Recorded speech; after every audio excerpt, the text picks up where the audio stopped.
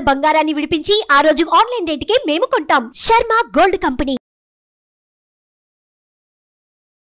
అమ్మ, ఉగాది పండుగ శుభాకాంక్షలమ్మా. అమ్మ మీకు కూడా, మీకే కాదు చూస్తున్నటువంటి వారందరికీ, ఒకవేళ చూడకుండా ఉన్నా సరే అశేష ప్రజానీకానికి కూడా ఈ శుభకృత్ ఉగాది శుభాలు కలిగించాలి అని శుభాకాంక్షలు తెలియచెప్తున్నాను. అమ్మ, పండుగ యొక్క విశిష్టత, మన పూజా విధానం ఏ విధంగా ఉండాలి, ఉగాది రోజు అనుసరించాల్సిన విధి విధానాలు. ఉగాది అంటే ఒక సంవత్సరానికి లెక్క పెట్టుకోవడం మొదలు పెడితే లెక్కలో మొదటి రోజు.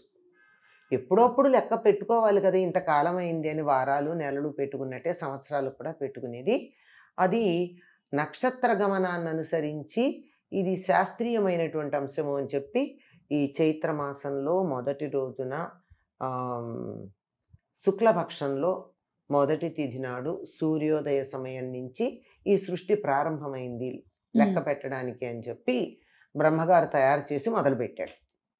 అలా పెట్టినప్పుడు ఎప్పుడూ కూడా మనం ఇంగ్లీష్లో కూడా మాట అనుకుంటాం, first impression is the best impression. ప్రారంభం ఎలా ఉంటుందో తర్వాత కూడా అలాగే ఉంటుంది అని.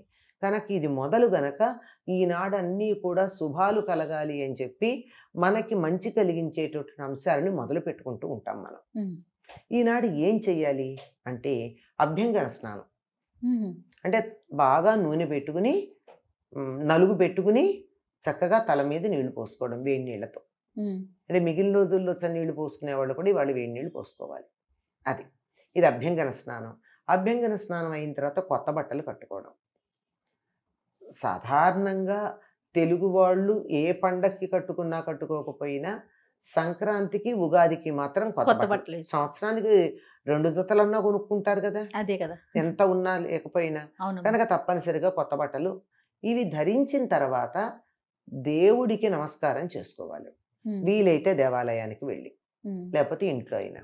ఇది అయ్యాక ఉగాది పచ్చడి దేవుడికి నివేదన చేసింది తినాలి. ఈ ఉగాది పచ్చడి విశిష్టత అంతా అందరికీ తెలిసినటువంటిది. 6 రుచులు ఉంటాయి, ఆరోగ్యాన్ని కలిగిస్తుంది. అది గనక స్వీకరించినట్టయితే మనకి సంవత్సరంలో చాలా ఆరోగ్యంగా ఉంటుంది అని అది ఉగాది పచ్చడి తీసుకోవాలి. అయిన తర్వాత ఇంటి మీద ధ్వజాన్ని ఎగరేసే పద్ధతి ఉండేది, మనం ఈ కాలంలో మానేస్తాం. ఎందుకు ఎగరేస్తాము అంటే సంతోషాన్ని, విజయాన్ని సూచించటానికి ఇంటి మీద జెండా ఎగరేస్తాం. ఇప్పుడు మనకి ఎందుకో తగ్గింది, ఒక దేవాలయాల్లో మాత్రమే ఉంది, ఇళ్లలో చేయటం లేదు మనం. ఆ పైన ప్రధానంగా మిగిలిన పండగల్లో లేనిది ఒకటి ఉగాది పచ్చడి తినడం, మరొకటి తర్వాత చేయవలసింది పంచాంగ శ్రవణం.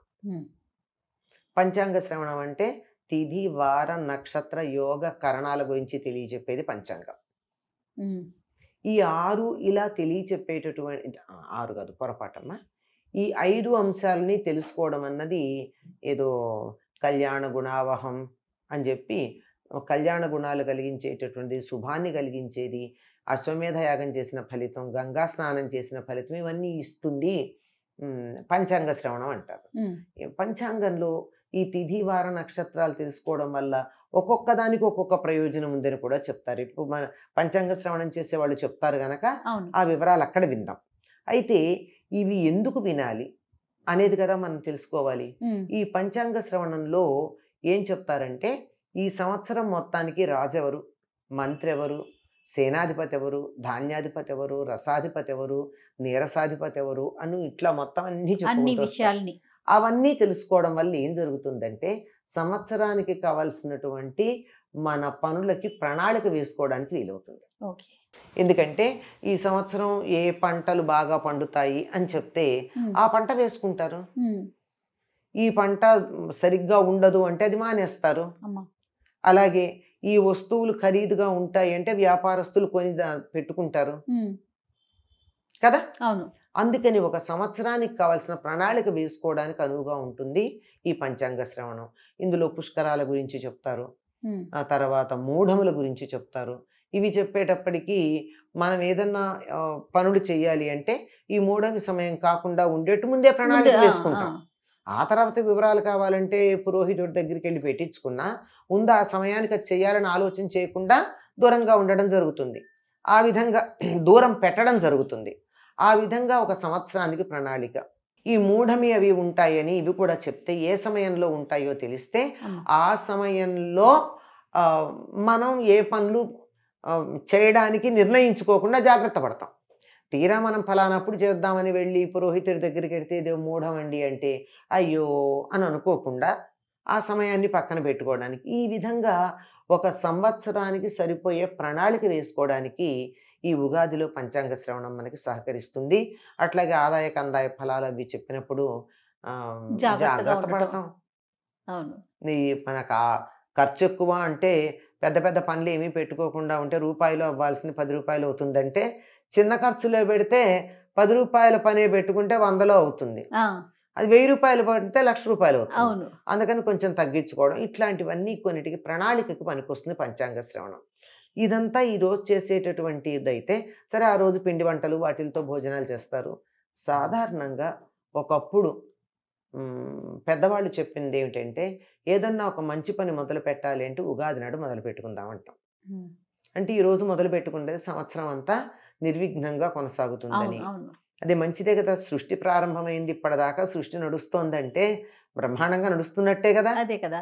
ఆ విధంగా ఈనాడు ఏదన్నా మొదలు పెట్టుకున్నట్టయితే బాగుంటుందని మనం ఈ రోజుల్లో తరచుగా న్యూ ఇయర్ డెసిషన్స్ అని చెప్పి జనవరి 1కు చేస్తున్నాం. దానికన్నా అది చెయ్యొద్దని నేనేమంటలేదు. అదొక రకమైనటువంటి కాలగణనం, ఇది మరొక రకమైన కాలగణనం. మనం దీన్ని సంవత్సరానికి ప్రారంభంగా అనుకుంటాం కనుక మనం చేయదలుచుకున్నటువంటి పనులు ఏమైనా ఉన్నా, ప్రణాళికలు ఏవైనా ఉన్నా ఇవాళ తప్పనిసరిగా మొదలు పెట్టుకుని ముందుకు వెళ్ళటం బాగుంటుంది. తప్పనిసరిగా ఇవాళ ఎలాగో కొత్త బట్టలు కట్టుకుంటాం, అభ్యంగా తలంట్లు పోసుకుంటాం, దేవుడికి పూజ చేసుకుంటాం, మిగిలినప్పుడు తక్కువ చెయ్యని వాళ్ళు కూడా చేస్తారు ఇవాళ. ఇవన్నీ చేసుకున్న ఈ శుభ సందర్భంలో చాలా పవిత్రంగా ఉన్నటువంటి ఈ రోజున మనం ఏదన్నా కొత్త ప్రాజెక్ట్, ఒక ప్రణాళిక, ఒక వర్క్ మొదలు పెట్టామంటే ఈనాడు మొదలు పెట్టుకోవడం బాగుంటుంది.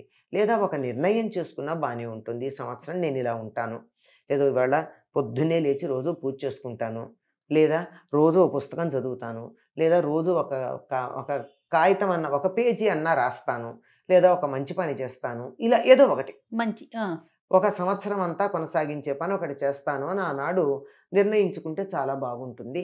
ఆ విధంగా చేయాలని, అలా కొనసాగాలని చాలామంది ఈ రోజున ప్రణాళిక కూడా వేసుకుంటూ ఉంటారు.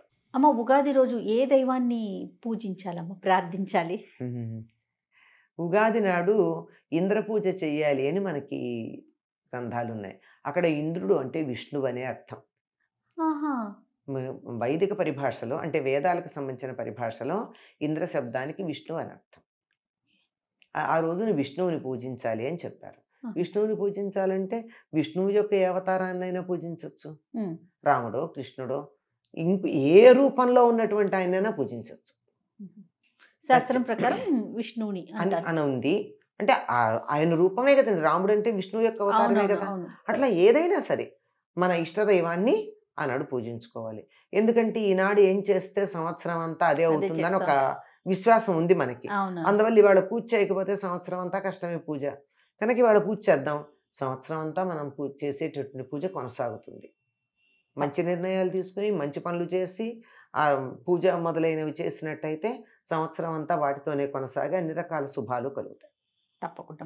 మరొకసారి ఉగాది శుభాకాంక్షలు మీకు కూడానమ్మా. అందరికీ కూడా ఈ సంవత్సరం శుభకృత్ అంటే శుభాన్ని కలిగించేది, అటువంటి ఆ నామాన్ని సార్థకం చేస్తూ అందరికీ శుభాలు కలిగించాలి అని ఆ పరమాత్ముడిని కోరుకుంటూ స్వస్తి. నమస్తే.